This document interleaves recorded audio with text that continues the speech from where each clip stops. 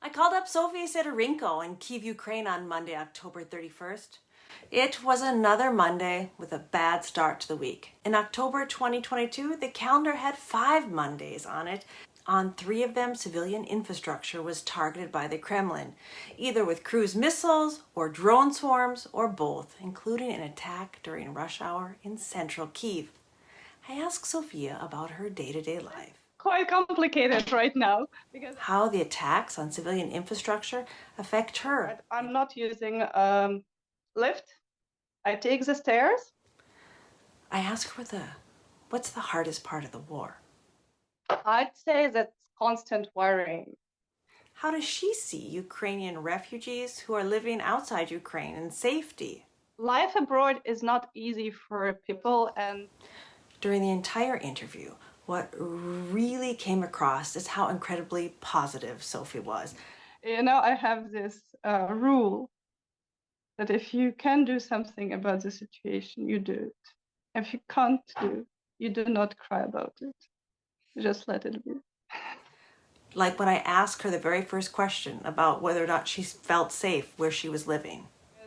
Even in the first days of war, it was, well, like pretty calm here. I mean, you heard all the bombings and everything, and even now you can hear everything, but it's like quite distant. How the attacks on civilian infrastructure affect her and her family? I'm getting fitter and fitter.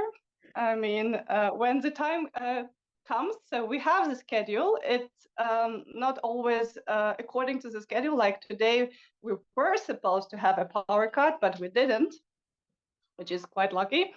But when I know, so like at 4 p.m., there's going to be a power cut, I'm not using lift. I take the stairs.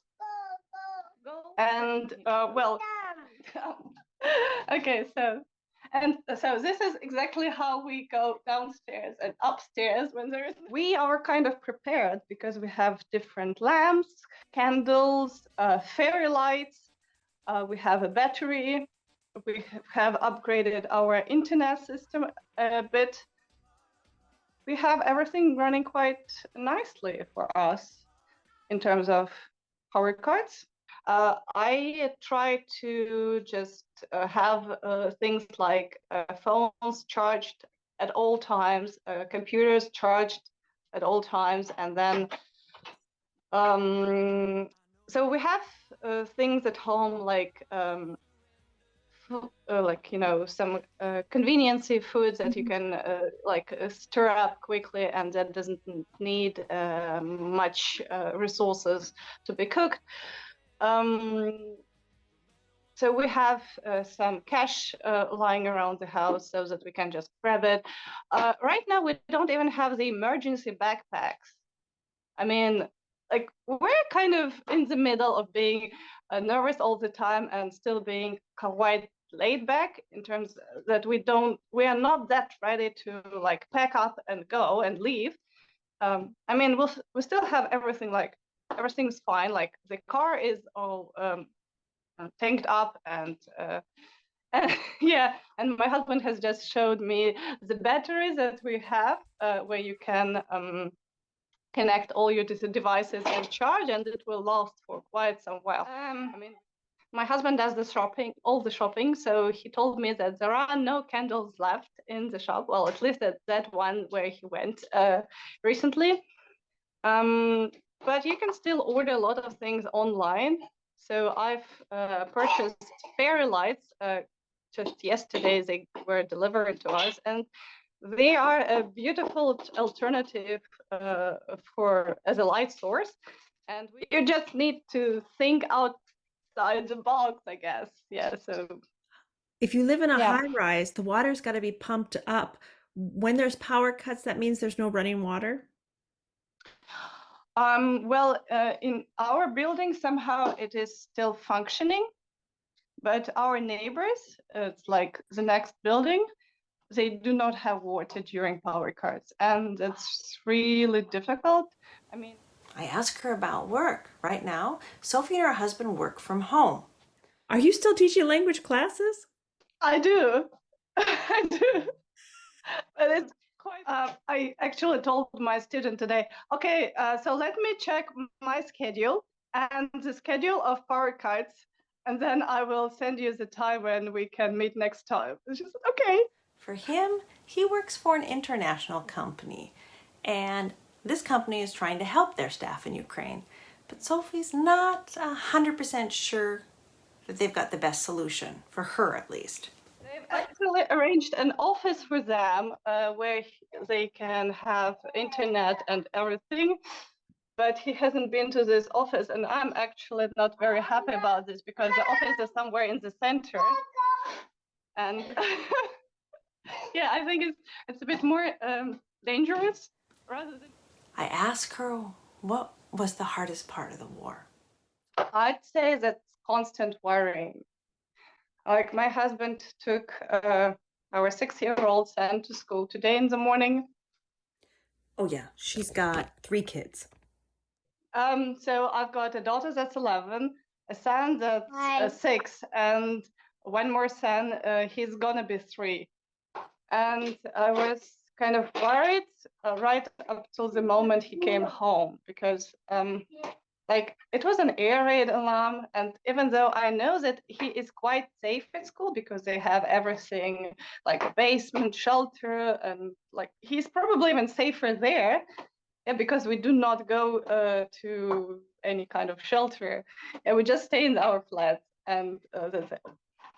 Yeah, but I'm still worried because I don't know where he is, what's going to happen, and this constant worrying, it's really getting to me. Like I sometimes think, okay, I need some help, like psychological help, but then I think, no, it's still not too bad. Yeah, so I can live on. Did you leave at all? We left Kiev for about a month. Early spring, like 6th of March. We were right on our way to Vinnytsia when we actually saw a bit of smoke on the horizon. And it was a day when we were going to Vinnytsia and we saw that. But we stayed there for a month. It was very lovely, a beautiful city, absolutely charming. And like. And with the amount of social media, you see how Ukrainians are living outside of Ukraine, the ones that left. Is there any like social problems that are developing because of that, you think? Life abroad is not easy for people. Like I have a friend, she's staying in the UK with a wonderful family. She's got 2 kids of her own, and she suffers so much because she looks at people who have their ordinary life. Like she says, like, okay, we went for a football match, my boys are playing, and I just keep thinking that I used to go to football matches with my husband, and he's not here, and I'm not with him, and it's so hard for her, like really, really hard. It's really hard to be there to observe that nice, quiet, peaceful life, and know that that this peaceful life has been taken away from you and you can no longer experience it. We can say that there are some people who have it easy, but that's not true because no one has it easy. Here we have our own problems like power shortages and whatever, and maybe shortages of something. But then I chose to stay here with my husband because I simply cannot imagine me being somewhere alone with 3 kids. Like, I would never survive. After talking to Sophie for over a half hour, she opened up to me, and I didn't know that most of her family was in Russia, and they don't believe what's happening in Ukraine. And as an ethnic Russian person, I feel so bad because my whole family lives in Russia. Like my parents, my grandparents, my cousins, they all live in Russia. And it was really hard for me to talk to them, especially at the beginning of war. Like I do not talk to them right now because it doesn't make sense. Yeah, but when I tried, it was quite hard for me personally. So that's. Did your family accept what was happening? the ones in Russia, did they believe you, what you said? Actually, I called my grandparents because they are the people that I'm most close with, and I told them that there is war, Russia is attacking, and they said it's because you've got Nazis, and we are liberating you, and all this bullshit, and all this stuff, and that was the first time I shouted at my grandma. I've never done that in my life. That was the very first time, and I say, how could you not believe me and instead believe your TV set? And I went to my balcony and I showed them smoke coming from the distance. And I mean, like, this is my balcony. I'm showing you what's happening right outside my windows. And now I only send text messages like saying, happy birthday, Grandpa. One of the things that it seems like, even when the invasion started, life goes on in Kyiv. Cafes were open whenever they could, and people socialize. Is this the Ukrainians' way of showing defiance? I guess, because, today in the morning, so my daughter has holidays, and I took her and said, okay, let's go to the cafe nearby. And while we were on the way, I thought, this is my act of. Sophie went on to tell me how she's trying to support local businesses. And believe me, her youngest wholeheartedly agreed.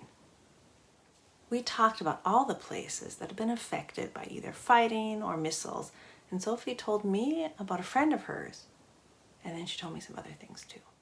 I have a friend who lives there, and she lived there all the time. And I mean, that was crazy, the things that she said, like walls trembling, floor trembling. And then they went with her daughter. Her daughter is the same age as Tanya. And then they went on a excursion to see the building that was bombed not far from their house. And I mean, a lot of things firsthand. Like we had people from Mariupol living in our house, and they told us the story how they escaped. I couldn't ask them for more details because I thought I just wouldn't be able to handle all this information. I have no words. It makes me emotional just to think about it. And that was just the tiny piece of information they gave. A lot of people were not so lucky, and that's the most painful part of what's going on, because every day this war prolongs, more and more people are dying. Such beautiful people. When you look at those young boys, really beautiful boys that protect our country, and you see, like, today he's alive, he's cheerful, he's smiling, and next day that's the hardest part of what's happening now. And finally, I asked her what she'd want people to understand about how they can help Ukraine. Like, what we need to keep in mind that Ukraine is fighting, it will keep fighting till we win. We need to get our territories back, because if we do not, that would be just a pause, a temporary pause, and then it would be just one more time, and one more time. All Ukraine is fighting. Everyone is doing what they can, what's in their powers, to help, to fight that. With art, with word, by working, by living their lives. It's also our way of fighting and protesting. But we cannot possibly do that on our own. We need all the help, all the support, even if it's you just saying, yes, I support Ukraine, even if you just say, yes, I am with Ukraine, even if that's what needs to be done, that's what needs to be said.